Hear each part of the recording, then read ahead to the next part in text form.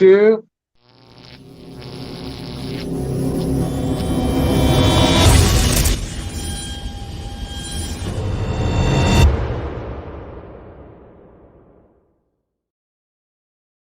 What's good, party people? This is According to Woods, and I have the honor and privilege of having on the Santino Brothers champion.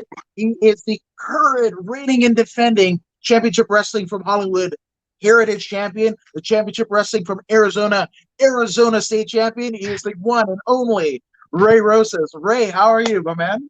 I'm doing considering everything going on right now. I'm doing pretty fantastic. You know what? Just good and okay would have been like, he's like kind of like flicking me off, whatever. But like, just to be good at a time like this in 2020 is, I mean, it's almost like your career. It's paved with gold. I know, with all those accomplishments you list off, it made it seem like I was better than I actually was. I'm like, who is this person we're talking about? This is me. No, man, but it's funny because we were kind of talking off air, and I'll probably share it a bit later. But I mean, I kind of saw the very beginning. I mean, I saw you and Sean Black and Mariah Moreno, at when I was still just a fan. Still always going to be a fan, but like less involved on this side of things, and you guys were, I mean, young whippersnappers. Not to say that you guys are, you're tenured young vets, as the Good Brothers will say. But I mean, that was very early in your career. Well, it's not the years, man. It's the mileage you put on your body. So I'm probably like about 54 when you think about it that way. But yeah, we were just cutting our teeth. That photo you showed me, just passing out flyers, trying to get people to go to our school and watch our shows and try to network. Especially at that particular time, at that wrestler reunion, the main focus was to network and get our name out, make some contacts, and to go from all the way to, like, just thinking about that particular memory, or just thinking about that time in my life and in my career, to all the way to now. It's pretty daunting to think about how far one person can come in chasing their dream of professional wrestling. No, 100%. And I mean, you are and have been this kind of constant positive force. I mean, there was, even at that time, you were making kind of headway in a, iteration of Championship Wrestling from Hollywood, but it was NWA Championship Wrestling from Hollywood. And like, I remember that, I remember that, and I was just like, oh my gosh, that's the dude that I saw in 2011. Like, it blew my mind, so it was just incredible, just to kind of see that, and to see where you are now, coming full circle. And, one Blake Bulletproof True says, who were you trained by? And you're, go ahead and answer that, good sir. Well, I was originally trained at the Santino Bros Wrestling Academy. This is back before they had the dojo in Bell Gardens. They were working out of a backyard in Norwalk, where Rico Dynamite used to live, or still lives, but where he used to train in his backyard. So it was Joey Chaos, Mongol Santino, Angel El Exotico, the late great Supreme, BC Killer, Carnage. Those guys were very instrumental in training me, beating me up every week, teaching me, how to respect the business and pay my dues to come up. And I loved it. It was for a young kid to find a place and find a. It's kind of, it had like a gang mentality. So like, you kind of found your place or found your spot. Like, come over here and be with us, and you be one of the ass kickers instead of the one getting your ass kicked. But I bought all in. I was all in, and I was there always anywhere from an hour to half hour early, setting up the ring, setting up the banners, and cleaning everything up before training. Because as soon as everybody got there and the trainers got there, I wanted to train. I wanted to do. I don't want to waste no time setting up. I wanted to get right as soon as trainers got there, we're ready to work out. And I was there, for a good 4 or 5 years before I like officially like broke away and branched off. And then you learn the second part of learning is net on the road, and then you meet a bunch of vets. And B-boy had a lot to. He molded me a lot too, and a few other guys are on the road. And sometimes you learn from people younger than you, and on the same age, the same path. But you never know who you pick, who and what you pick up from. But Santino Bros is where I learned a lot, and where they molded a young Ray Rosas and taught us how to be respectful and pay our dues and pass out flyers and wear your shirts and spread the brand. And it was a good. That's where the foundation was built. It was a good, rock solid foundation. No, I agree. Now, one Andrew Pusina from SoCal Uncensored goes, "No love for Johnny Nightmare? What? Johnny He actually touched him twice." Johnny Nightmare. Yeah, he was actually the roommate of Rico Dynamite. So it's both their house. So I didn't think many people would know who Johnny Dynamite or sorry, who Johnny Nightmare or Johnny Mnemonic as he was when I knew him. But yeah, Johnny Nightmare. He's the owner of the Hammered Hole, the legendary party palace. So if you haven't heard of the Hammered Hole, I mean, I feel sorry for you. Yeah, yeah. I've heard stories. I've heard stories. And literally the co co-host of Championship Wrestling from Hollywood Primetime, with Blake Bulletproof Troop, says, "Sweet shirt." I'm just saying. I'm just saying. And you know, and Santino Brothers, right? Creating living legends, says Stephen Tatum. And Stephen, he's a high school friend of mine, and we spent our sophomore and senior year, Mhm. essentially watching XPW with one Joey Munoz, Yeah, Rockstar Chaos, and he was the biggest heel.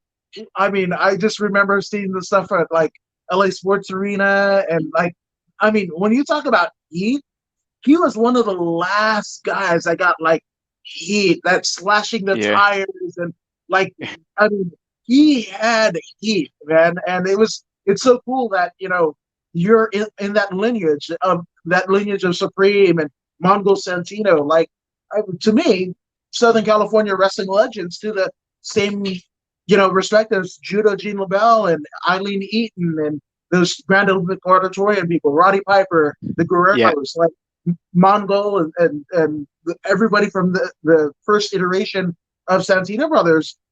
They follow that lineage in my estimation. If you were to like pay attention to a lot of my early work and maybe even some of my work these days, you'll see a lot of the Joey Chaos influence. Because Joey was just at the time that I started training, I didn't really know much of Joey's XPW days. I mainly saw him off of WSX from MTV. And he was one of the guys. Even then, like when he was part of Los Pochos Guapos, he was one that stuck out to me the most. So when I did get a chance to train with him, I didn't have an idea. And then once getting to know him and getting further into the business, I was able to go back onto XPW and discover all that. Um, but like if you were to go back on look at a lot of those guys that came out in the early goings, they were all mainly heels. So at the time, Santino's was the heel school. That's where they taught. So when you talk about Joey being that heat guy and being that guy that produced all that heat, it did rub off on us. So we were always really good heels. And like I said, like a lot of my influences back then were inspired by Joey, especially because at the time he was coming off a knee surgery. He had torn his ACL, so he was just getting back into the ring to kind of. Even then, he was always contemplating retirement. It's probably where I get it from too, where I'm always constantly contemplating retirement. But he was recovering and rehabbing from the ACL surgery, so he was getting back into the ring, and so the guy that I was always there was me. So I got a lot of one-on-one time with Joey. So we were always one-on-one training. We were just beating the hell out of each other, trying to blow each other up, trying to grapple and tie each other up in knots and knock each other out with some moves. And it's mainly for me to get some just some experience with him, and for him just to get a workout to train with some young guy. I was just a body. I just happened to be there constantly. So he learned to trust me because I wasn't going to hurt him. Because a lot of I, from someone that also had a knee surgery, when you're very timid, getting back into the ring, you're like, can I trust this kid, or is this person going to hurt me? Is this person reckless? And no matter what level, what that they are, you still always have that kind of doubt. It's like, oh, what if this person's kind of reckless? Person might hurt me. So for him to like hop in there with somebody that was green as me, and to trust me, was meant a lot. And like I said, I had a lot of one-on-one time, a lot of early, like a lot of my early work was very inspired by Joey Chaos. As a matter of fact, the very first taping for at the time NWA Championship Wrestling from Hollywood, the very first match that I had was an enhancement match for Joey Chaos. So it was just funny to, like that I was excited that I got to wrestle my trainer on TV, and of course do the honors for him. He gave me too much. Looking back on that, it should have been just a straight squash. He should have just destroyed me, but he was way too kind. Gave me way too much. Yeah, I'll always remember that. I'll always hold on to that. Well, the thing about it, I mean, hindsight 2020. If he's making his he's making waves as a trainer, and he jobs you out, you know, Yeah, that is true. That is true. And the thing is, now that I have my own students, and I'm training over at Millennium Pro Wrestling, I probably would have done the same thing. If I had to wrestle one of my students and I was told like, hey, beat him up, job him out, blah blah, I would have done the same thing. I would have been putting him over, letting him do moves to me, and at my own detriment. But it's just innate that we like to work. We're not selfish in that sense. That is like, oh no, I'm not, and even to like I said, to my own detriment, to this day, like for the longest time, so I think I kind of shot myself in the foot because I never gave myself a lot in matches. I was like just what I could take all your moves and let's have a fun match. I'll get myself over being goofy. I'll get myself over being funny, and then I'll just take all the moves. And it's kind of if that's the overall theme of Ray Rosas' career, that's it. Is like give me all your moves. The Ray Rosas story. The anti Brian Cage. Oh yeah, like the pre Swolverine Brian Cage, Yeah, right? yeah. I didn't get my shit in. I made sure you got all your shit in. That's what I did. So no worries. But I mean, like Troop saying, the Santino brothers. I mean, it's synonymous with greatness. I mean, they pumped out like 7 Rickies of the year just in this decade. yeah, This is a place. It's funny because I just watched the David Arquette documentary, and him going out to like Virginia and whatever, and I'm like, Santino's is right there. And yeah, WWE basically entrusted them to kind of break in.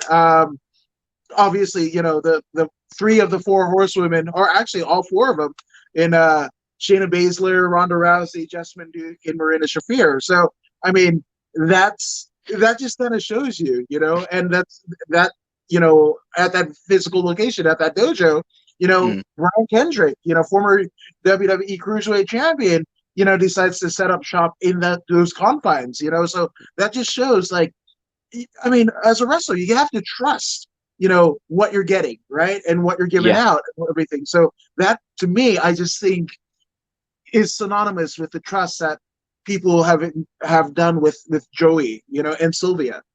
Yeah, I think it became a bit of a dynasty out here in Southern California. That you look at all the talent that they were producing and pumping out, and you're just like, well, you can't ignore it. You have to go towards it, and you see and when you see for yourself, you're like, oh wow, this is a lot of great talent that came out of there. You got Jake Atlas, Heather Monroe, Brody King, Famous B, Eli Everfly.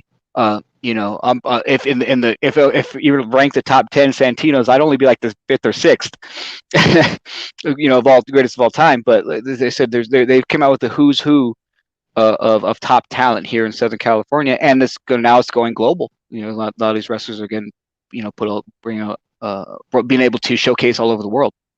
So it's a credit to Joey, and to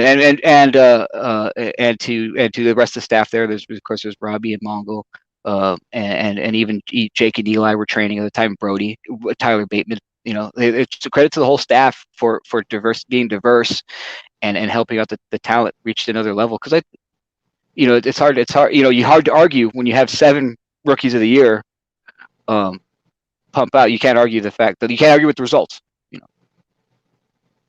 No, you can't. You can't. But that's crazy. But I definitely want to dial it back just a bit because obviously, I mean, your kind of evolution, not just as a fan but also a wrestler, didn't start the day that you walked into Santino's in Norwalk in that backyard. But I mean, when were you first hit by the wrestling bug? I think everybody was hit pretty much at the same time, in like '98. Watching Stone Cold Steve Austin. I think that's what I became like a full time dedicated wrestling fan.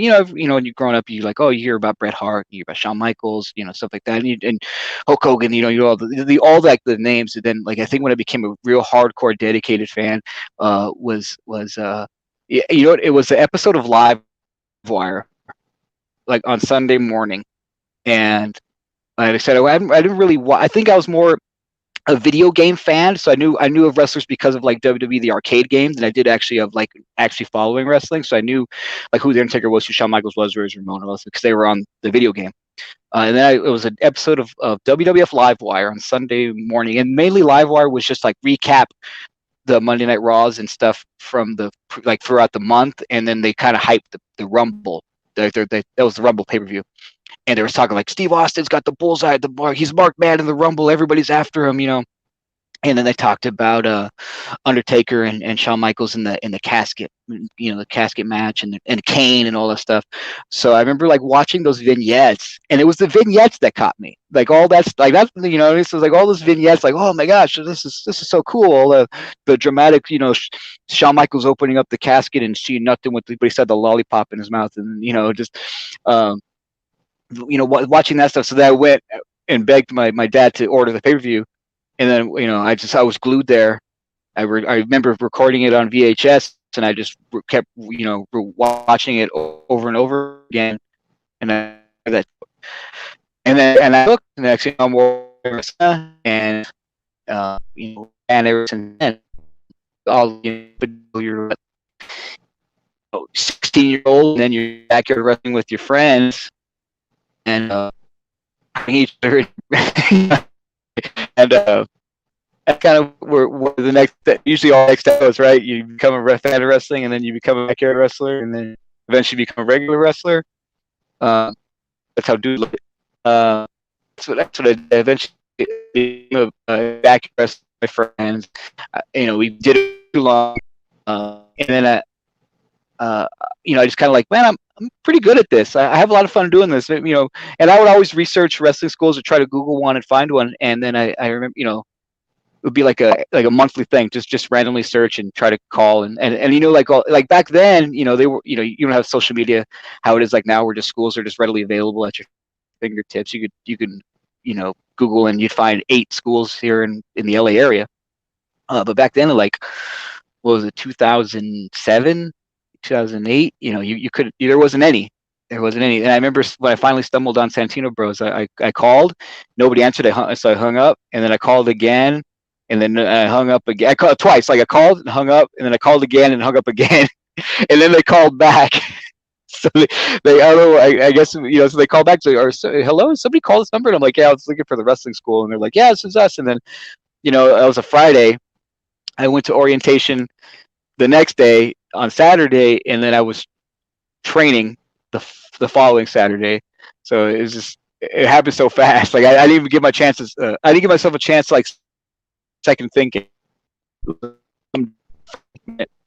That's how fast it goes. And here we are 10 years later. Wow, man. But I mean, literally taking the bull by the horns, you just and you didn't even think about it. You're just like, I went from fan to like, I guess I'm doing this. I mean, I came here to kind of do this, so here's the training wheels off. Right? Let's go. Because I know myself, I know that I would have put it off. If I didn't do it right then and there, I would have been like, maybe I'll do it, and then next thing I wouldn't be doing it. So that's why I didn't give myself a chance to second think it at all. I was like, as soon I did the orientation, I signed the paperwork while I was there. I'm like, I signed it. I think I gave it down payment, and then I was there next week, and I was getting beat up, throwing up in the back because all the workouts and drills. So, what did that first kind of class, that formative class look like? I mean, who was there? The trainers. I mean, you kind of alluded to it before, but like, um, who were the ones that you kind of came up with? So there was famous B, right? He was there, and Seville Alvarez, who was now known as Gina Rivera. Of course, Mariah, who then who was more ambiguous back then, so she was known as Amanda. Amanda. There was of course Johnny Nightmare was there. Rico, Lucha Machine, the guy, my old tag partner, Lucha Machine, Pinky Santino, Oso Loco, and Damian Arsenic, Thunder Kitty. I'm trying to remember who else. There's probably somebody that Shane the Mac Wells, who I'll give a quick shout out to. He was there, and I remember bringing one of my friends with me to do it because it's one of those things like I'm scared to do it alone. I better bring a friend with me. And we get there, and they just you're just doing push-ups, you're doing squats, you're doing push-ups, you're doing squats, you're running a mile. Next thing you know, you're like, all right, cool, we're gonna do grappling. So we're show me what you know. So like I never done any amateur wrestling, anything like that. I'm not athletically gifted as some. So we had a wrestling mat, so we're just sitting there grappling, and we're just sweating. We're all getting choked out, getting submitted, trying to hold our own, and then in between those, we're running back behind the garage and throwing up water, and then coming back and doing more pushes, more squats, and that's how it was for like the first month. It was just all push-ups, all squats. And then you're grappling, you're choking, so you're learning submission, like real shoot submissions, a lot of shoot fighting. So you're kind of finding out like this tenacity that you have, or this this fighting spirit that they were trying to bring out of you, because you never really have had to. Well, at least I've never had to tap into that side of me or that part of me. I never had to like try to fight somebody off and try to you put in like a fight for your life situation, and that's the kind of they put you in, and that's what the first month you don't get into the ring, you don't do anything like that, and for like a month or two, and that's how it should be, really. You got to earn your way in there, and that's how we did it. So done. No, and I mean, if that wasn't arduous enough, right? You still had to, take bumps and all that jazz, which I Blake Troop, I'm sorry. I don't know why I went like that, but he has a fabulous question. How was that first bump? And your thoughts before it, and then the thoughts after. The bumps were the hardest thing for me to learn. So when I'm teaching people now, and I'm telling them they can't get the bumps, or they can't get it down right. I remember I always tell them like the bumps was the hardest thing for me to learn. Like I my elbows probably have a bunch of bone chips in them because I was bumping wrong. And when you accidentally like kind of forget and you lean on your elbow and you're like, you have that quick reminder. But yeah, I remember just going like, oh my gosh, this is the worst. Yeah. And I had to practice bumping because that was the thing I just couldn't get down. The rolls, a lot of the basic holds and moves I was getting relatively really good easily, but it was the bumps that was the hardest thing. And I was like I said, I was hurting my elbows. I was healing myself, so I was like bruising my heels.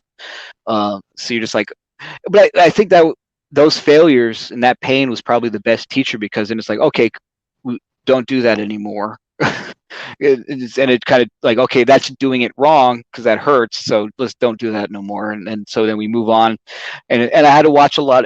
Some of the best bumpers were that I would watch and kind of like study and look at, especially how they exploded and attacked the mat, was Eddie, especially in his WCW days, and Jericho also in his WCW days. The way that they bumped and attacked the mat, they were really good at that. And it's like once you see break break it down a little bit, and you pay really good close attention, you can see, oh, okay, that's where I'm messing up.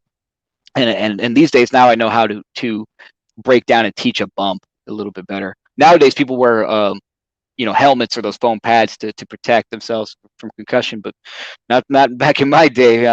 Yeah, concussion, you'd walk it off, and It probably wasn't the right thing to do, but that's kind of how we did it. We just moved on. Oh, shake it off and man up and take another bump. Maybe tuck your chin this time. No, 100%. And Stephen said, the sweet science is repetition. Practice makes everything better. And Yeah. Troop says, I'll check their bumps out for sure. So Yeah. there's Yeah. that. Yeah, repetition is key, and a lot of times it just comes down to time. A lot of guys they train once a week, and then I have to try to cram as much as I can in that one session because that they only come. But then you have the ones that come 3 or 4 times a week, and it's easy. Okay, repetition. Okay, today we're focusing on is your rolls, and it's just repetition, repetition. Okay, there was a whole session that I had to do one time. And this is back when I was training. So Mongo Santino would have me in the garage, and we'd pace around, and we'd lock up, we'd break up, back up, circle, and then lock up, and we would do that for an hour. So that's repetition. Just locking up. That was a whole class. We're just gonna lock up today, and then the next day, the next week, lock up, headlock, lock up, headlock switch, break, separate, pace around, lock up, headlock switch, headlock switch again, break, and that was it. That was the whole class. So it all comes down to just repetition, and it comes down to time because some people, we all live lives. We don't have time to commit that as much as we can. I'm guilty of that, and that's what people I think are missing. Is like people have some people have bad lockups, some people have bad headlocks, is because they're just get to the point good enough to move on, but then they don't revisit that or don't build that solid foundation with the repetition and with the practice. I never say practice makes perfect. I always say practice makes progress, and because we're always getting better, we're always working to get better.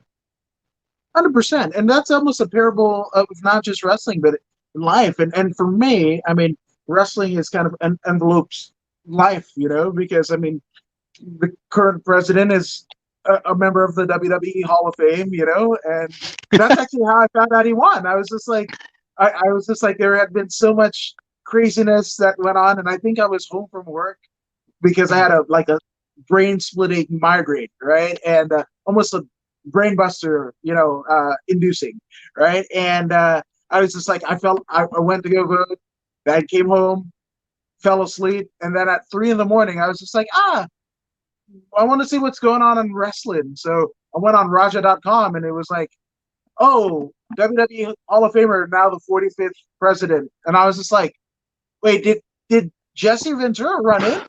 Like, did he make a run in? I'm like, yeah. Yeah. So sometimes was that the truth is stranger than fiction? You can't you can't make that stuff up. You can't even write. Nobody could write that kind of storyline.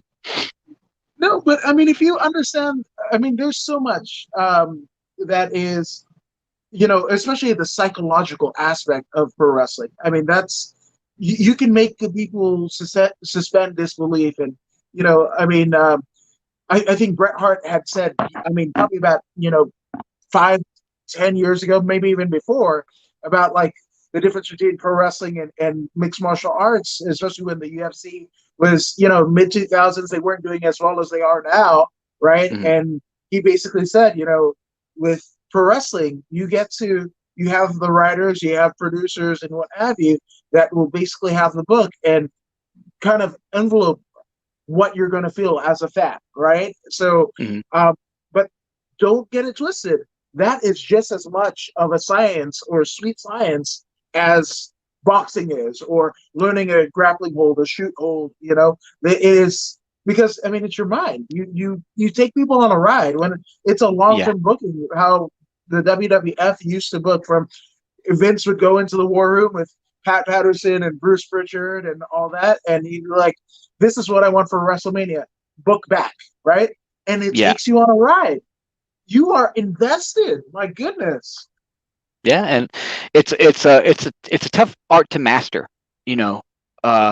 to learn how to structure your match properly so that it's effective for the fans as it possibly could be. Trying to tell that story. Sometimes it's a 5-minute match, and you have to tell a pretty condensed story. Sometimes you have a 30-minute, 60-minute long epic that you have to stretch out. Sometimes you have that's the great thing about Championship Wrestling Hollywood, is that you have the benefit of television to help emphasize the story you're trying to tell. And it's up to the performer to utilize to its full potential to get that story across, whether you have 5 minutes, 15, or a whole hour. It's utilizing the cameras, showing off your face, showing the struggle, and telling a complete story. It's a athletic sporting event, in its essence. But at the same time, they could watch MMA, if they wanted to get that. They could watch boxing or anything if they wanted to get that. This is such a unique performance art that we we can evoke such emotion of hatred and such joy, and this, while watching like a living movie, where real life, or as close as to real life superheroes as it is. Some of us are super strong, some of us are super fast, some of us are incredibly smart and cunning. Some of us have our own group of superpowered people to be aligned with, and some of us are lone wolf, Vegeta types.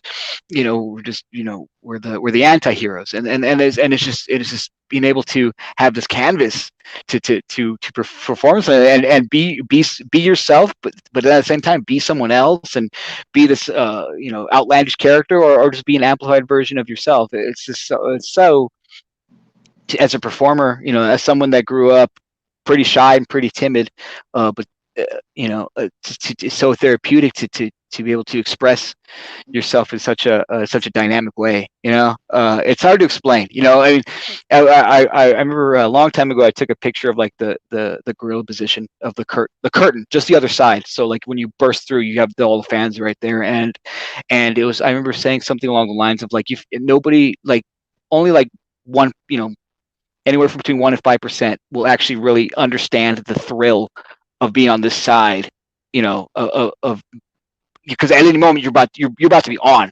As soon as you're on stage, and you're on as soon as you go through that curtain, and you stay on in character until you come back through, and then that's when you can feel all the pain and adrenaline dies down. But like, it's kind of like being at Disneyland. When a cast member goes on to this, onto the park, they're on the set, they're on.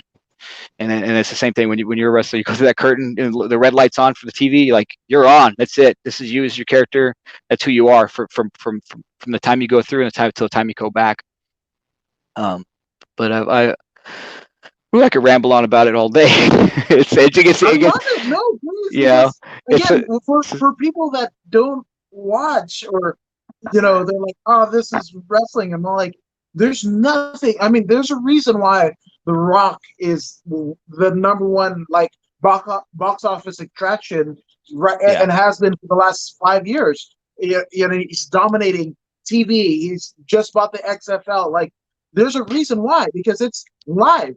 Just like you watch Saturday Night Live, just like you watch a Broadway show or performance, like it's live. You gaff or you botch something.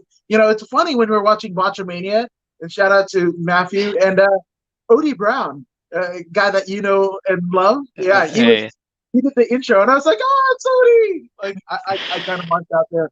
But I mean, you're taking people on a ride that you don't necessarily see, and why all those hours, and time away from your family, and all the bumps and all the bruises. It's for that moment. My goodness. Yeah.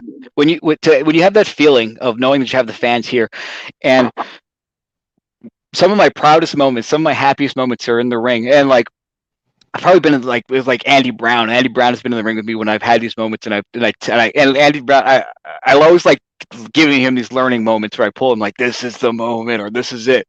It's like, making the adjustments or reading the crowd and be able to, or if you were to botch, how do you get back on track? How do you make those fans forget it? Well, 9 times out of 10, a guy will just roll a guy to the floor and pile drive him on the concrete, and then, oh yeah, cool, high spot, to make it forget. And that's the wrong way to do it, but that's the idea. Is we got to move past it. We got to make the fans forget. Um, a lot of times is what I think what a lost art is that people don't know how to learn. They need to learn how to read crowds, right? Like every show that you're working on is a different style of crowd, different style of show. I may have my match called, I may have my match planned with my opponent already, but I always tend to watch the first couple matches and pay attention to the crowd reaction. And I see what they're reacting to, see what they're not reacting to, and then I go to my opponent and I'll try to make the adjustments accordingly. So if they're reacting to some comedy spots, I'll go, hey, we got an easy night because I got this covered. If it's something that they're like, okay, cool, they want some Japanese, inspired strong style matches, like, okay, cool, well, we're gonna ramp up the intensity, not nearly change anything functionally the match. Like we're not going to change any of the moves per se. Maybe how things are structured. Maybe we'll move this move further ahead. Maybe we'll push this move further back. We'll put this sequence right here in the center, and that's how you'll change it. But it's always just the intensity, the intent, your conviction. That's what has to matter. Not necessarily the moves or the head drops. I could make a DDT, I guess, make it feel as devastating. And if you look at Jake Snake Roberts, his is a basic DDT, but like his intensity, his intent, and the way he preserved it and used it correctly, that it was devastating. It was the end. And as if you in a couple matches earlier, someone might use a DDT as tornado style, and it's a false finisher, maybe even just a random move in the match. But I remember talking. This to go on this funny story, but talking about adjusting to the crowd. I remember wrestling Andy Brown on Championship Wrestling Hollywood a few years back, and I think it was one of Andy's first matches for the company, and he was still pretty new to TV. And at the time, I was the mechanic, for Hollywood. I was the tune-up guy. So anybody that was brought in for TV, I was there to show them the ropes, how to work TV, how to work the commercial breaks, and how to guide them through a television style match, because it's the psychology and the match structure is way different, especially when you have a commercial break to worry about. And I remember we're talking with Andy Brown, and we're working to our double down spot, so that way we're both down when we go to commercial break, so that way when we come back, we take a breather. And I remember telling him, like, okay, we'll do a double down here and it'll be the commercial break, and hopefully by then, they'll be chanting, "Let's go, Andy! Let's go, Ray!" When we come back from breaking, we'll be fighting each other. And he's like, "Well, he's like, well, surely, don't worry, man. I have a good feeling that that's going to happen." So we do the double down. We're at commercial break, and I forgot what it was, but I remember it was something explosive enough to get the fans popped. And then I'm like, take your time, Andy. Wait for it. And then next thing you know, oh no, I think I slapped him in a headlock. And I slapped him in a headlock just to kill time during the commercial break. And I'm like, give them time. They're going to come. The fans are going to come. They're going to come.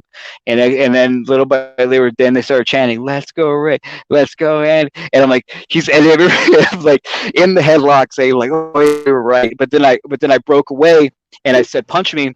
And we started doing a back and forth. And when we came back from commercial break, the fans were wild high chanting, "Let's go, Andy. Let's go, Ray." And we were punching each other back and forth.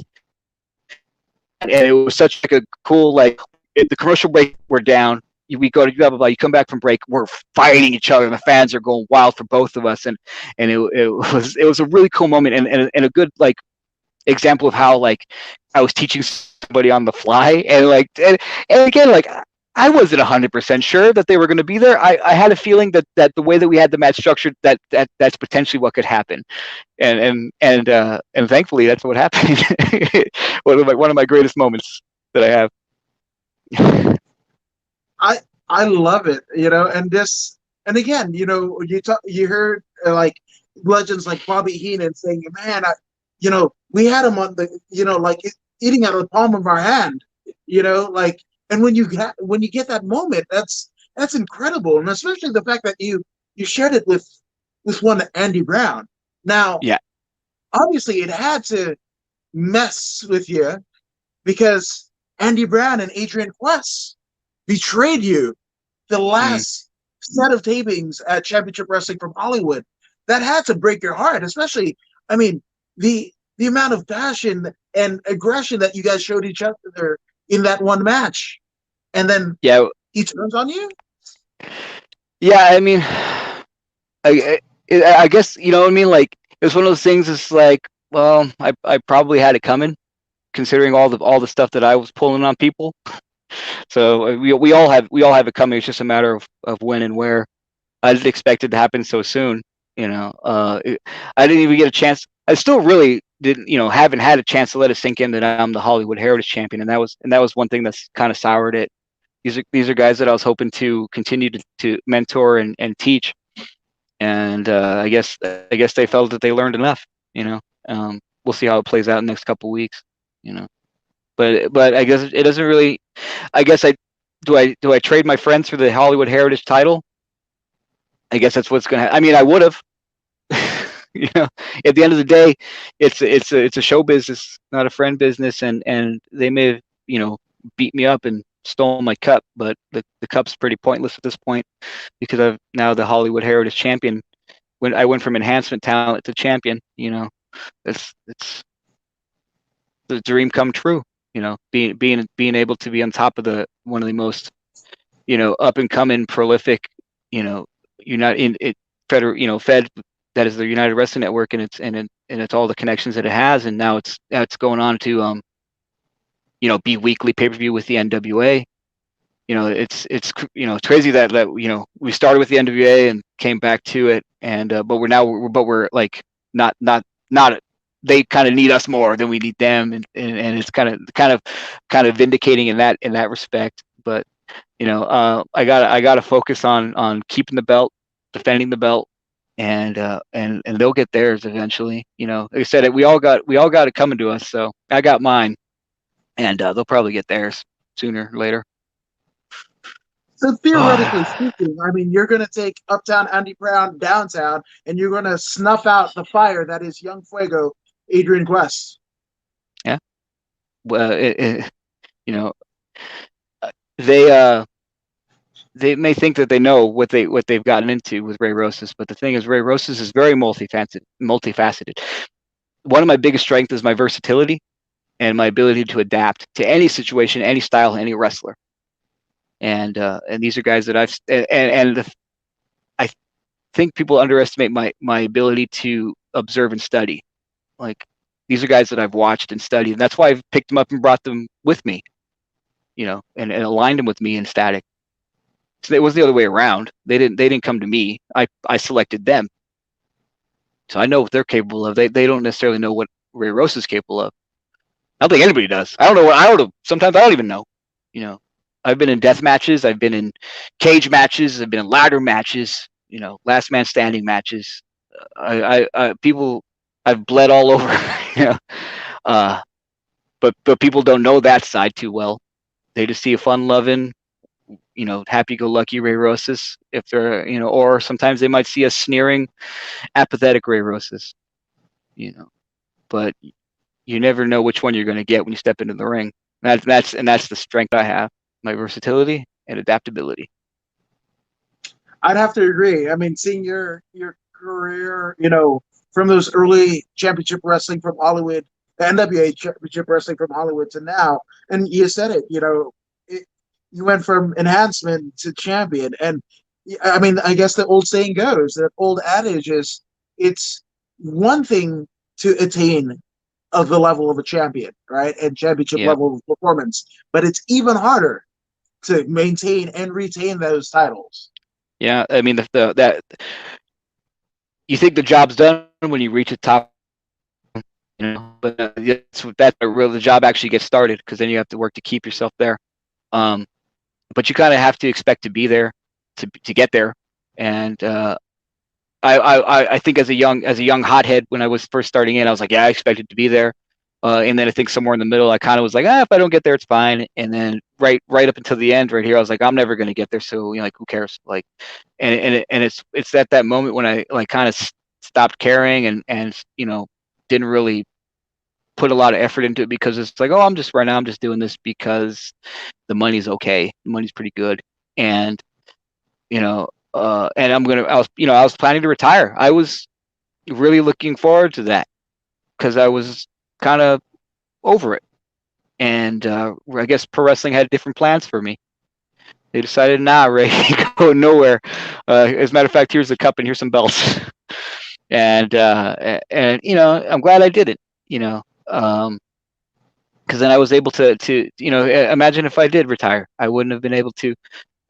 I wouldn't be able to do what I've done, and I would have left. I would have been left wondering. But now I know that I could do it. I could have done it, and I did do it. So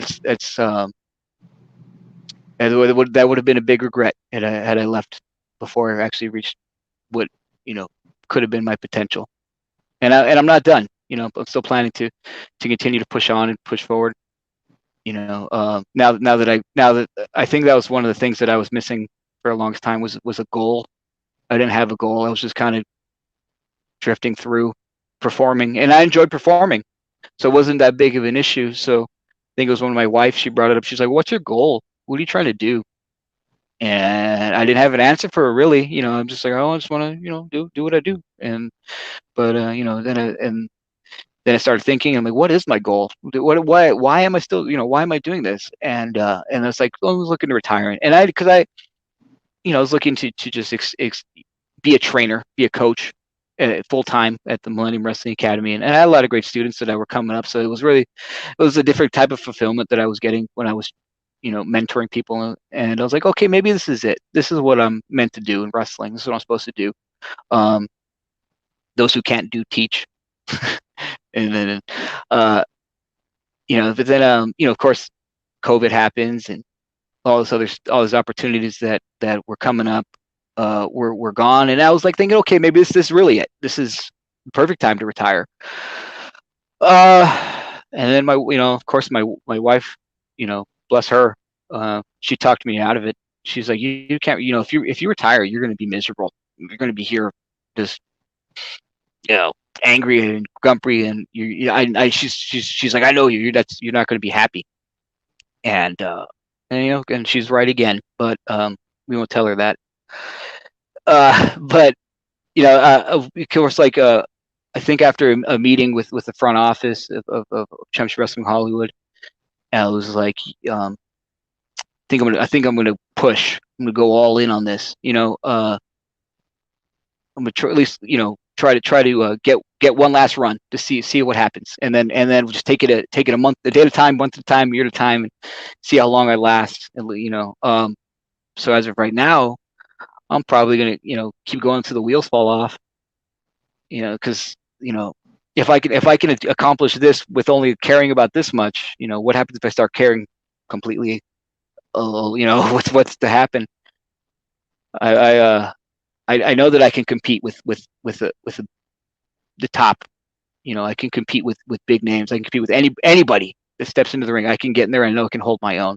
It's just a matter of showing people. It's just people need to see it. And for too long, I think I've been too giving.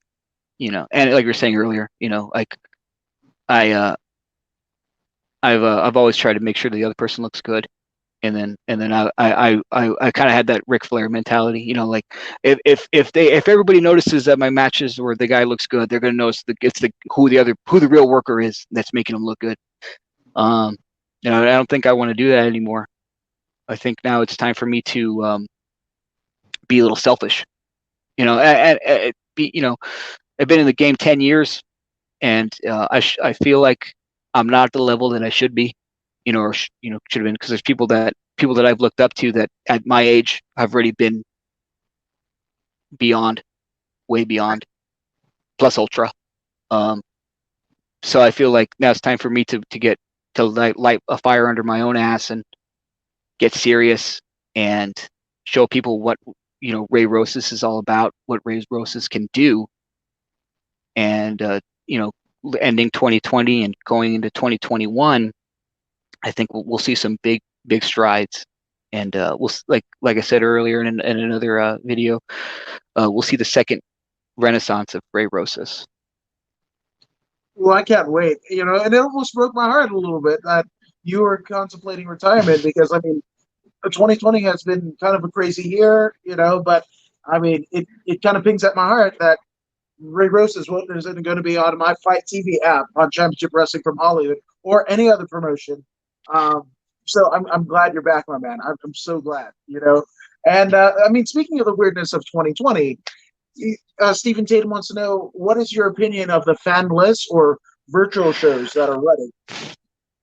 Well, I mean, I'm not a big fan of it. I mean, of course, pro wrestling is a performance where you that like fans are a necessity. The fans are a big part of the show.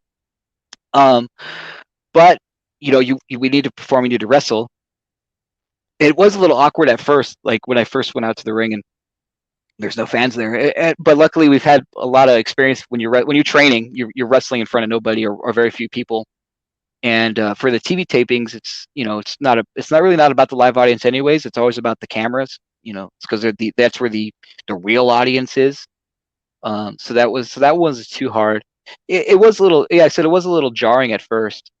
Not having anybody to no energy to feed off of. But um, I'm not a big fan. But I mean, we need to wrestle, and people at home need entertainment.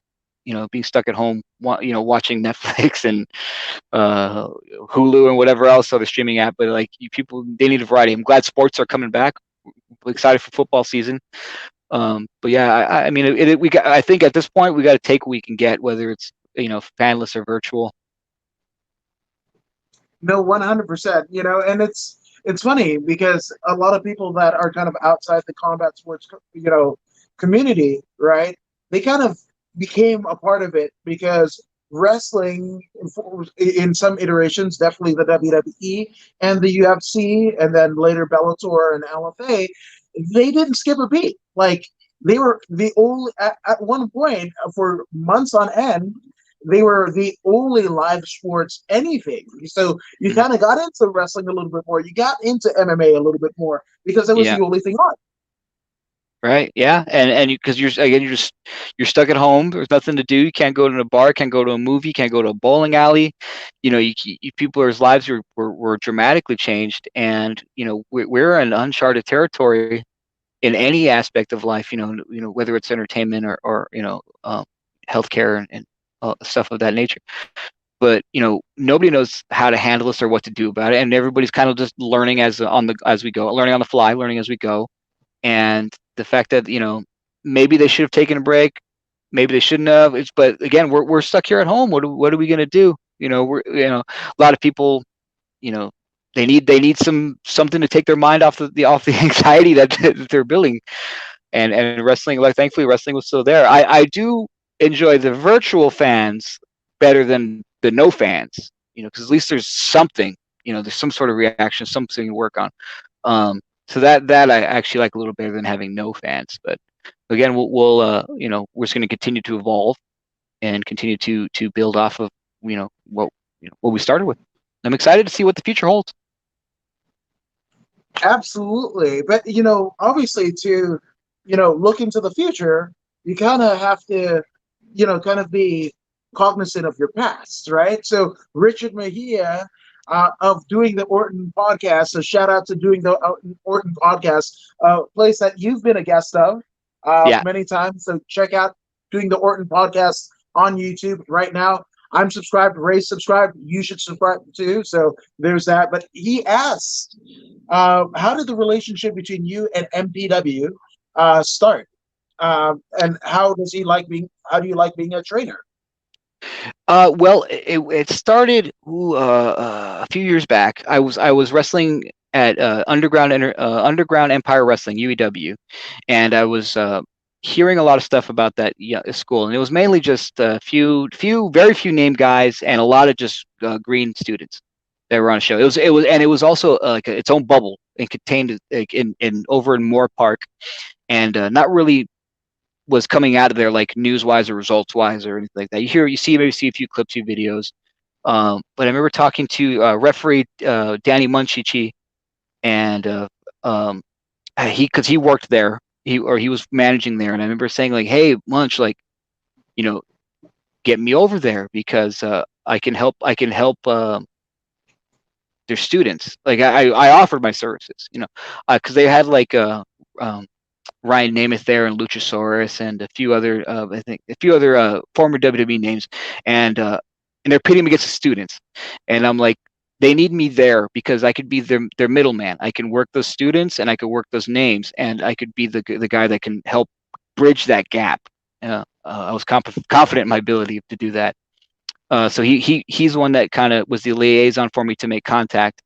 Um, I got there I mean, like, I wasn't like trying to I didn't try to throw my weight around. I went in there very, trying to like learn all the kids' names and get to know them and ask them questions like, hey, who are you? What do you do? And the kind of like, and immediately start teaching, but without them even realizing, like, my match was the main event, and I didn't know if these kids knew me or not, or how well they knew me, but I was in the main event. I was wrestling the hobo, and I just went around going like, hey, what's your finish for your match? Because I don't want to do the same thing. And they're like, oh, and then I went, hey, are you guys working any particular body part? I'm gonna work a knee in my match. I don't want to work anything if you're gonna work it.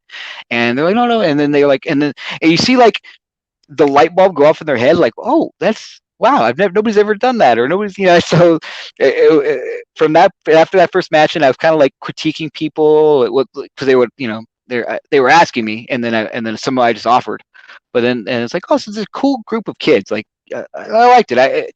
It was not as tough as rigid as Santino's, but it's pretty laid back, and I think they needed a little more structure, and that's where I came in. And I was there just as like a player coach. So I wasn't officially a trainer yet, but I was kind of like there. We're on the shows, working with all their top students, and I think I went through each and every one of them in a singles match. And then I think I guest trained once. I can't remember, but I remember it was when UEW closed down. Like they lost the building. I didn't even find out. I had to find out secondhand that the building was closed. Nobody had notified me. But like the very next day, MPW had gave me a call and asked me if I wanted to continue training over there, and I took the offer. And I'm the kind of guy that if you're gonna ride with, if you want me to ride, if you're with me, I'm with you. If you're gonna ride with me, I'll ride with you. And I was kind of have this undying loyalty to them because at this time that I was in a very volatile situation wrestling wise in my life, where I didn't have a home promotion, didn't have a home to train in, and at that time, and they like, hey, come over here and help us, and I went in 100% on them, and then I made sure to guide all their students. And now a lot of them are on championship wrestling from Hollywood. There's Frankie Frank, Sweet Robin Shaw, the Millennials, Danny Devine, Brendan Devine, and Daniel Moon. Who else? I can't remember. I think we had Caleb Perez was a joint student between me and Peter. Max X, he was there. So it's like a lot of the guys got some opportunities, and it was pretty proud moment for me as a trainer to see them on the TV and getting their nameplate on the bottom of the screen. So I was very happy. Like I said, it was a new fulfillment as a coach. And and ever since then, Logan X, who was the owner, and Triple X, who was like the booker at the time, they treated me well, and I tried to reciprocate that, and show them respect that they showed me, and go all in and help their brand grow. And we moved over to Chatsworth, and man, we were on the fire. We were running shows every week.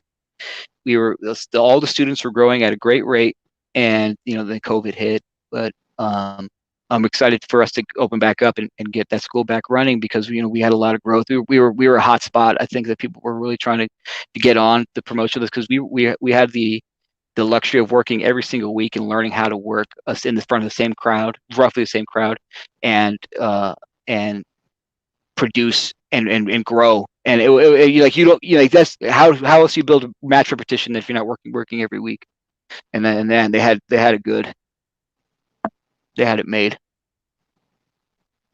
Yeah, I actually first heard about it. Andrew Pacina. It was like, dude, if you're ever around the valley on Friday, like you need to go to an MPW show. And like that's one thing that I'm looking forward to for many reasons, COVID to kind of be over and everyone need to be safe. But I definitely want to check out a Friday show because I mean it was the haps in town, prior to March.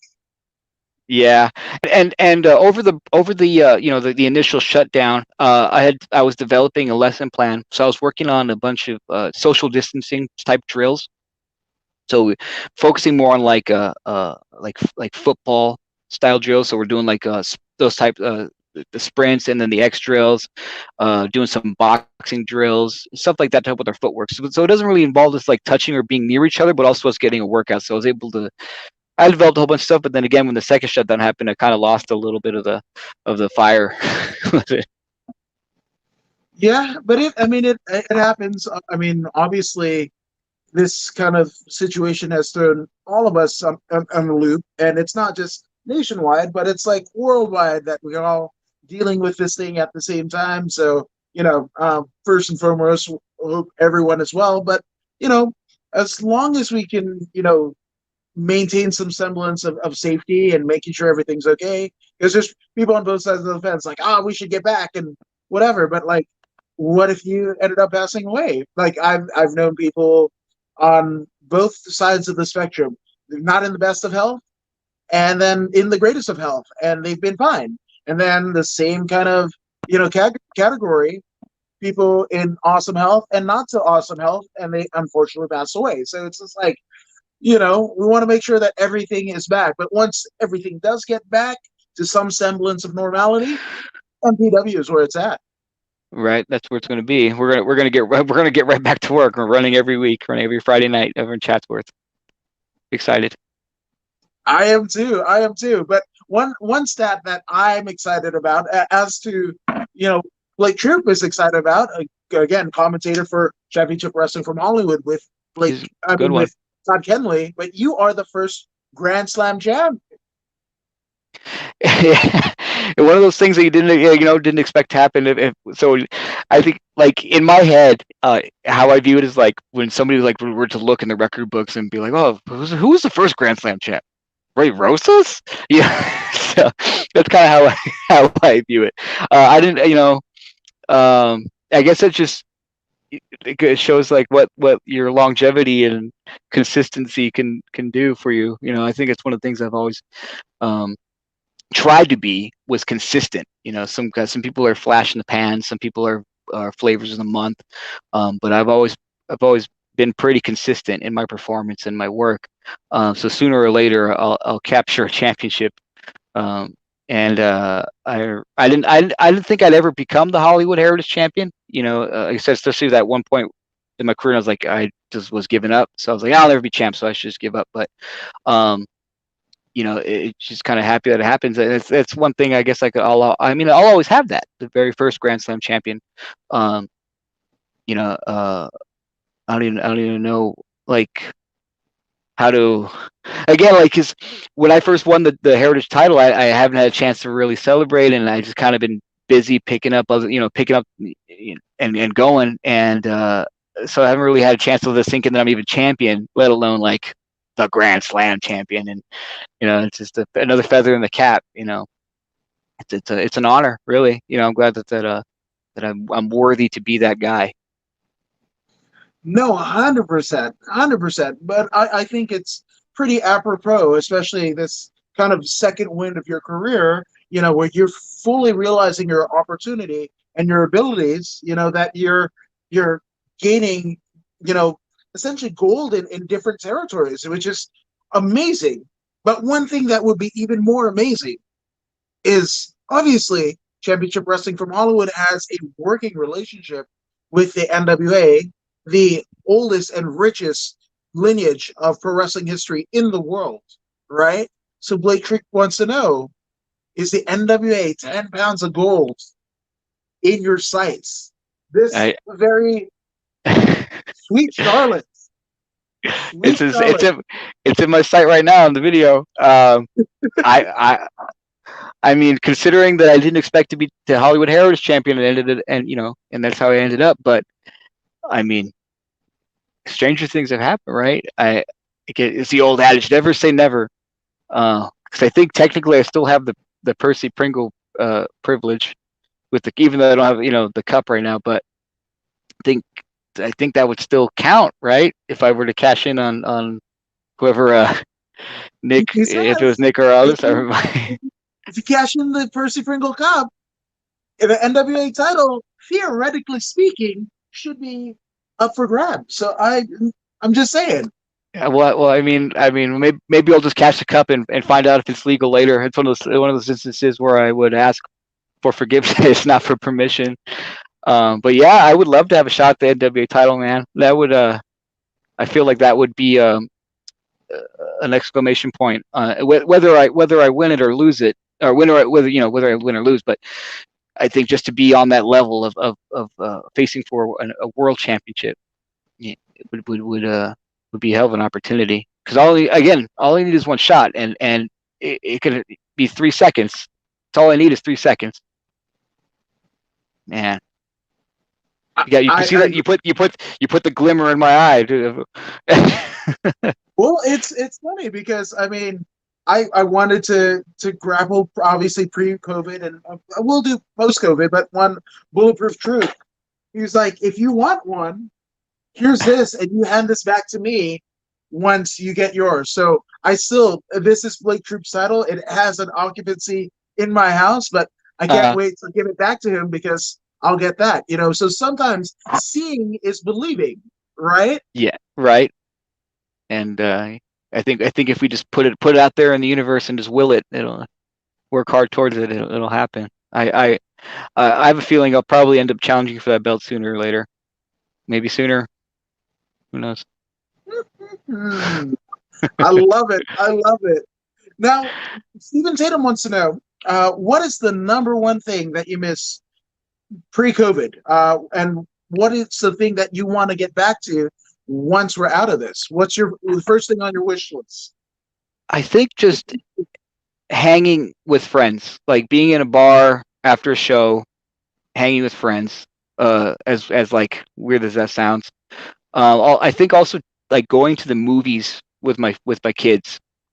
Taking the kids to see a movie. That's something we miss a lot. Taking them, I think just taking them to do stuff.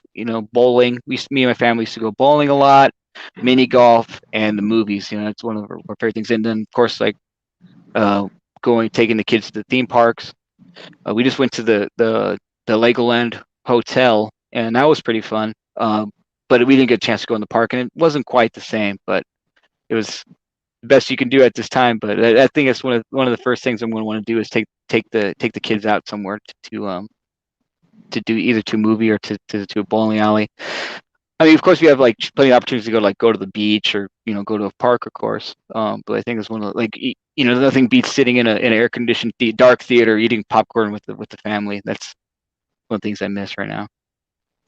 No, definitely those experiences are something that unfortunately for the most part we're lacking, but those things, once everything is ordered and the responsibility is taken, we can get back to it. So it's going to be amazing, but what we're doing now, kind of doing stuff like this, and reaching each other, that's it, just kind of checking in like, hey, how are you doing, and then bringing everyone along for the ride, right? Right. But yeah, now obviously you have had an immense ride in this world of professional wrestling. What is your favorite moment that you've had as a wrestler yourself?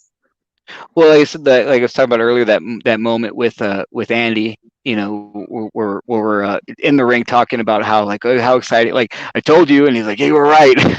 There's a lot of moments had to have like been at like of course at bar wrestling with Peter Avalon. Our run as PPRA will always go down as like some of the most fun I've ever had in a wrestling ring. Peter and I had like just this weird energy together where we just would look at each other and we would do the goofiest, most outlandish things and elicit such or reactions that we would look at each other going like, whoa, like this is unreal. And we would get dollars shoved into our tights and we'd get alcohol thrown all over us and we would just we'd be sitting in the locker rooms, after that, post post match, and we'd be like just dripping and like just stinking of sweat and being out of our tights and our thongs, and like we'll all crack open a tall can of Bud Light, and we just would enjoy it post match. And those right there, I think were some of my favorite memories, because like we had it, we did a job well done. The performance was done, we did great, and we know we killed it, whether we won, whether we lost, whether our opponent was cooperative or not. But we had each other, and we had a great time. And then we would sit there relishing in a job well done, while drinking a beer together. And we knew we had that sense like, man, we're so damn good. We would tell each other, man, we're the fucking best. We just sit there, pump each other up, and then Bro, we I would mean, text, like we would, even after we would leave the show, like he would text me, man, you're the fucking man. And I would text him back, you're the man, bro. okay, so to be honest with you, and I'm not saying this because you're here or whatever, but PP Ray, I mean, to me, I think you popped, the whole Southern California, territory, and you had your career of your own. Peter Avalon had a career of his own. He had just come off of Impact Wrestling or whatever, but like there was like a seismic shift up once you guys were on the scene, and to me, honest to goodness, you guys are definitely, and I'm a fan of tag teams. So we're talking Heart Foundation, British Bulldogs, the Steiner Brothers, Miracle Violence Connection, all of that. Mm-hmm. But just in my book, PP Ray is definitely top 10. Just work rate, Thanks, man. work rate, enthusiasm. I mean, again, I've seen you guys work big shows, smaller shows, and everything, and everybody was on their feet. So imagine on a AEW type stage, Impact Wrestling type, like you guys would have, yeah. So it's just like, to me, when obviously Pete went to go and become the librarian, I was just like, and I mean, kudos to Pete, kudos to Leva, they're awesome. But I'm all just like, I felt the same way when WCW broke up the Hollywood Blondes, Pillman and Austin. Like Okay, yeah. that's where I felt. Uh-huh. That's how I felt. Like you took AEW took PP Ray away from me. Nobody else, just me. Yeah, those those are the best times in wrestling. I think after Peter left, that's when I started going through my dark time there, because it's like being left behind, and it wasn't like you can't even be mad. I wasn't even mad. Like, of course, I was like, well, of course, take it. Of course, do that. Like, not like you should worry about me anyway, but just go, man, go. And you part of you, part of me is like, fuck, I'm glad he made it, and part of me is like, damn, I wish he was still here. you know, uh, he was a guy. He was a rock for me. He was a big someone that I could lean on and get me through a lot of these these tough times, especially some tough matches that we had. Like when me and Andy Brown started teaming together, there were some moments when we were calling some matches together. We're like, when we were at bar, and I'd be like, oh, these are like, I remember turning to Andy and I go, normally this is when I would lean on Peter to help me get a match together or put across. No disrespect to Andy at the time, because we were just started teaming, but it was just like, no, normally this is where Peter helps me. This is where Peter will have my back, or to, so to speak. It's like, because he would also force not force an idea, but like show them like, hey, we should do it this way. Me and Ray think we should do it this way. But we had a lot of fun when we were together. Like every show, we were trying to think of a new way to make people laugh, and we call them we call them bar bits. Like what can we do to not necessarily wrestle, but still get over, and like you can make a whole highlight reel of just all the stupid shenanigans we were doing, and one of the greatest like feelings we can get was like getting those huge reactions before we even started wrestling, before we even locked up, like doing this goofy bit, and then wrestling, and then having a match, and then like that was like the the after dinner mint. Like we already gave them the good stuff. The weekend at Bernie's bit that we did, the scream bit we did, just all kinds of funny things. Like what can we do? Where we did the Dick in the Box. I think the Dick in the Box was the first one.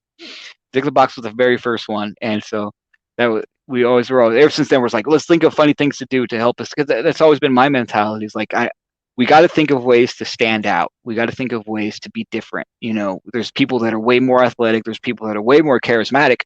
That are way better talkers and stuff like that than me. So I have to think of different ways to stand out, and like just I gotta make people laugh. And how and I never got typecasted as like a comedy wrestler. Ray Rosas is not not necessarily I can wrestle a comedy style but I've never been typecasted, or At least PP Ray has also never been typecasted just a comedy act. Right. We're multifaceted. We was just saying, like, Peter's also had that adaptability and versatility. We always had the same ideas. We always wanted to go to we always knew where we wanted to go. Sometimes we would butt heads and argue a little bit, then we'd walk away, and then we'd come back together, and we put the match together again, and like, okay, we got it. Oh, and you see where I was trying to come across? Yeah, I see what you're trying to. Yeah, shut up, blah blah blah. Let's have a good match. Blah, blah, blah, But yeah, that's I really miss that. I really miss that. I mean, I have the ability to text him and call him at any time I want, but for some reason, I think just having him there to be my partner and to call the matches, be my backup, and to be my road wife. Like, we used to Yeah. drive around to go shows, but those are some of the great memories that I had in the business. No, I agree. Thank you for bringing us along for the ride. But Justin Borden, referee extraordinaire, he says AEW so selfish. Yes, again, you guys stole my PP Ray away from me. So yeah, AEW selfish. I'm just saying.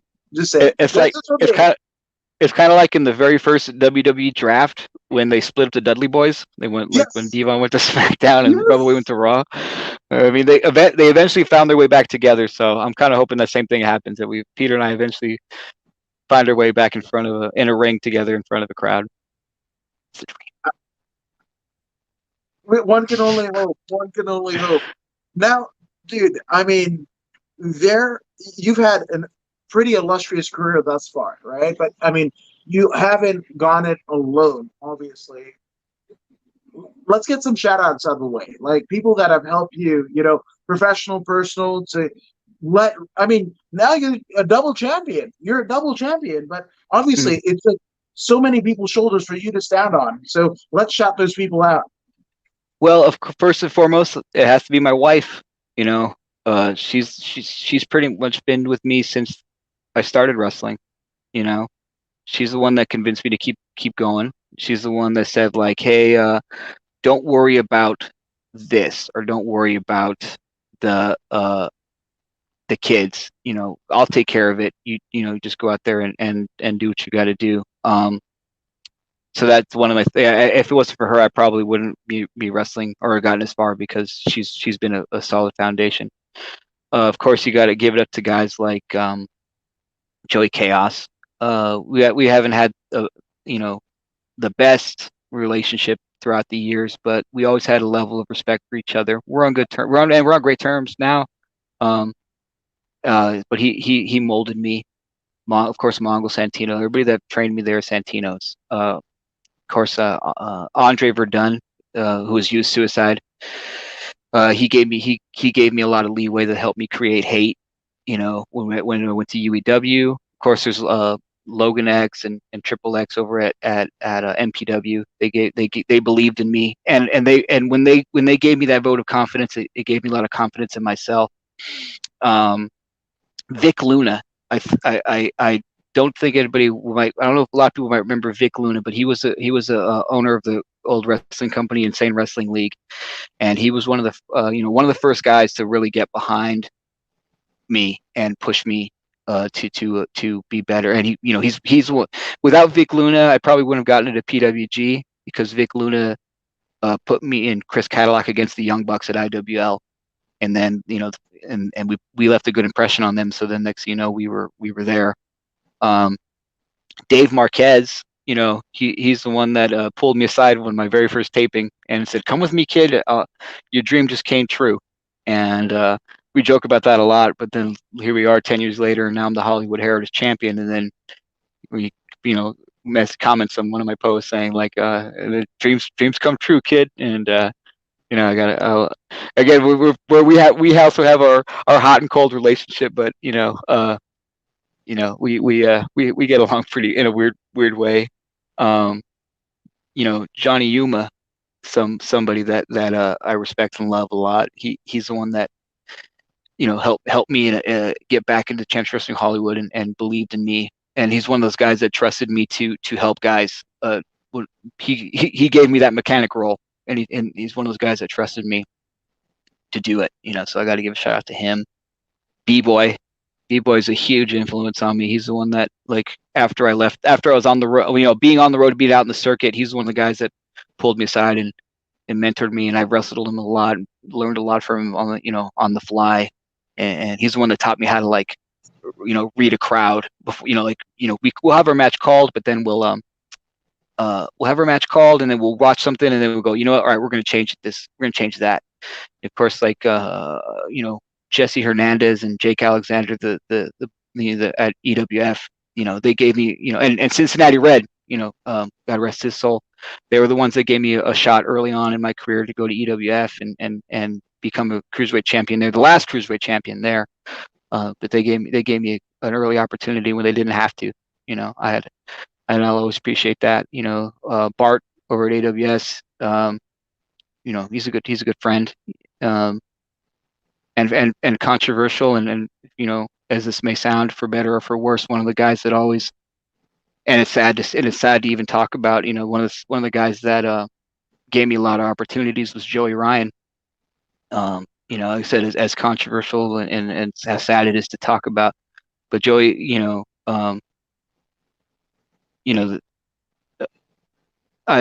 can't speak on what he's done. There's people, and my heart goes out to them, of course. He gave me a lot of opportunities to wrestle people. He's the one person that believed in me and trusted me, and that's what made it especially hard for everything that happened. And I shouldn't acknowledge him, but he did help a lot, and hopefully he can get past his demons, and I hope that everybody comes out of it better. And that's, of course, Peter and Willie Mack, those are the guys that have been on the road with, that helped me out here. All the promoters that pretty much gave me a shot: Joe DeFalco, Gabe Ramirez, Marcus Mack up in NorCal. A lot of those guys that gave me shots to perform, and I've always appreciated it. I hope I'm not forgetting anybody. I always feel bad if I forget somebody. Jeff Dino down at SoCal Pros, these guys that gave me shots, and they believed in me, and they trusted my ability to do what I needed to do. And as to my knowledge, I've never disappointed them. I've always tried to give 100. Everybody that believed in me and that wanted me to work for them, I gave them 110%, and I hope they enjoyed the work. Especially the fans. They're the main ones, right? I guess I gotta give a shout out to all the fans and the people that buy tickets and want to see me do what I do. No, 100%. And again, if there's any hate, or HATE, send it to me, because I put Ray on the spot. So that's me, And Steven says 2 bouts Ray, absolutely. And Richard Mejia says we need one more run of hate. One more run of hate. Oh man, maybe. I don't know. I got to get together with all those guys. We had like 10 members at one point. We got bloated like the NWO, but you never know. Like, yeah, that was a lot of fun doing that hate run. That faction, the pseudo Bullet Club, NWO. But it was fun. You never know. It's one of the things I always kind of have in the back burner. I didn't want to shoot that shot too early or blow that load too early with a hate reunion. Some of those things that I can kind of have in the back pocket, and then like maybe one time at a reunion show of some sort, pull it out and bring it out. But hey, if Justin Borden says it was fun, and if WCW and NWO can have sold out, we can have a hate reunion show. I'm just saying. I can maybe I'll work on making a new version of it. Like if there's so many different versions of NWO, I can just bring a different version of hate, maybe with different guys. You could be the Arn Anderson of and then give your spot to some upstart or something like that. It's I don't know. Could happen. Yeah, I mean, who would you want to see in Hate? I don't know. Maybe I'll start recruiting for the next version of Hate. Oh, we'll get to working. Justin, Richard, Steven, and Troop. We'll get to working. We're gonna reform eight. We're gonna rebook the territory. It's gonna be fun times, man. But dude, speaking of fun times, thank you for taking the time out to share your stories with us. And my Of course. goodness, it's been incredible. And just to see, I mean, personally, just to see your rise from almost the very beginning to where you are now. You know, it's a 10-year journey and a journey well spent and well lived. So, more power to you, my brother. But for those who want to feel the power of one Ray Rosas, where can they find you on social media? Well, on Twitter you can find me at Ray Rosas. Not those fake Ray Rosas accounts that keep popping up every week, which is kind of flattering, but in a weird way, kind of creepy.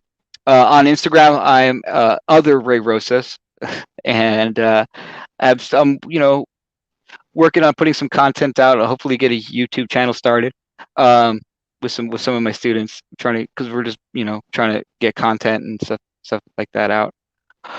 It's pretty much it. I mean, of course, you could always go to Championship Wrestling Hollywood, Championship Wrestling Arizona, United Wrestling Network. You can search up that stuff and find us on Fight TV and wherever else you're watching. There probably some. We're expanding it every single day to different markets all over the country. So wherever you are, we'll find you. We'll show you some pretty cool wrestling. Absolutely. And actually, sliding in, I'm definitely going to fit him in. Everett Osmer says, huge fan, but what's your toughest opponent thus far? Now, see, like that's kind of a tough question. Now we're saying tough is like physically in the ring, as in someone or someone tough that looks mean, or Let's do either or. Okay, let's see. Like Scorpio Sky is someone that when you wrestle, you're gonna have to like pack a lunch, because he's so athletic, and he has so much wind, so much cardio. He's strong. He looks way stronger now, but even back then he was deceptively strong. And then of course, when Peter and I wrestled Brian Cage and Michael Elgin, those are guys who just threw us around. But that was a fun one. Those are some tough ones. Let me see. Of course, B-Boy's always a tough match, because man. There's so many times he's did that corner drop kick on me and just stood on my face. And of course, you just take it. You're like, stick your chin out. Come on, give it to me. I think that would be nothing on top of my head. Ruby Ray's is a tough one too. Ruby Ray's roughs me up. But of course, she's a equal opportunity ass kicker, so she should. When I had her on a couple weeks ago, she cited that match that you guys had as one of her toughest as well. So it's cool that it's one accord. You guys are each other's toughest opponents. I think that's awesome. I love wrestling. Well, yeah, man. I had a blast, man. Thank you for having me on. I really appreciate it. Thank you, and thank you guys for watching According to Woods. For Ray Rosas, I'm According to Woods, and we are out. And don't forget to like, share, and subscribe. Bye.